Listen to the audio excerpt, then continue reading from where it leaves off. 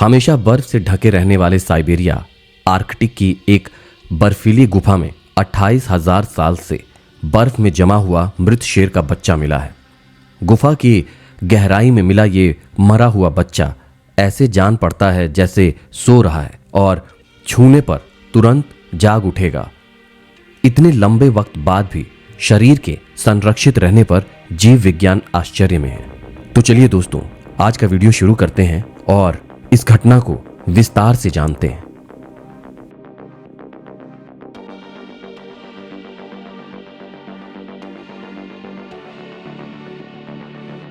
रूस का साइबेरिया दुनिया के सबसे बर्फीले इलाकों में से एक है।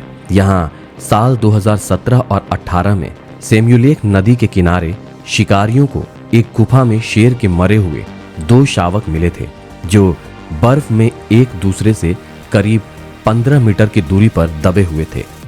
तब माना जा रहा था कि दोनों शावक भाई बहन होंगे, लेकिन ताजा अध्ययन में दोनों की उम्र में करीब 15,000 वर्ष का अंतर पाया गया। सैमुअल नदी के इस इलाके में हिम युग के दौरान बिग कैट्स रहा करती थीं। CNN की रिपोर्ट के अनुसार बर्फीली गुफा में मरे मिले दोनों शावक में एक का नाम स्पार्टा रखा गया और एक का बोरिसा।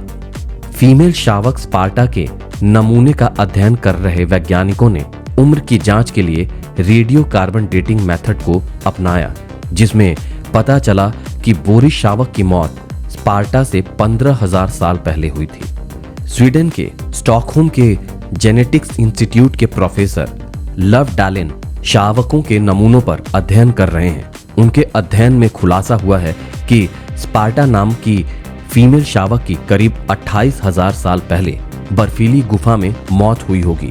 हिम युग के दौरान मरे जीवों के मिले अवशेषों में स्पार्टा का शरीर अब तक का सबसे संरक्षित पाया गया है। अध्ययन में बताया गया है कि दोनों शावकों की मौत या 1 या 2 महीने की उम्र में हुई होगी। जब स्पार्टा शावक मिली थी तब उसका शरीर इतना संरक्षित था कि मानो वो सो रही हो, हालांकि सारे अंग मम्मी बन चुके थे। वैज्ञानिकों के अनुसार स्पार्टा के फर और मूछें मौजूद थीं, यहाँ तक कि उसके पैरों के नाखून भी बरकरार थे। ऐसा लग रहा था जैसे छूने पर स्पार्टा शावक जाग उठेगी। प्रोफेसर लव डालेन के मुताबिक शावकों की मौत की वजह अभी साफ नहीं हो सकी है। जांच में ऐसे कहीं भी संकेत नहीं मिले हैं कि उन्हें किसी शिकारी या हिंसक जानवर द्वारा मारा गया हो।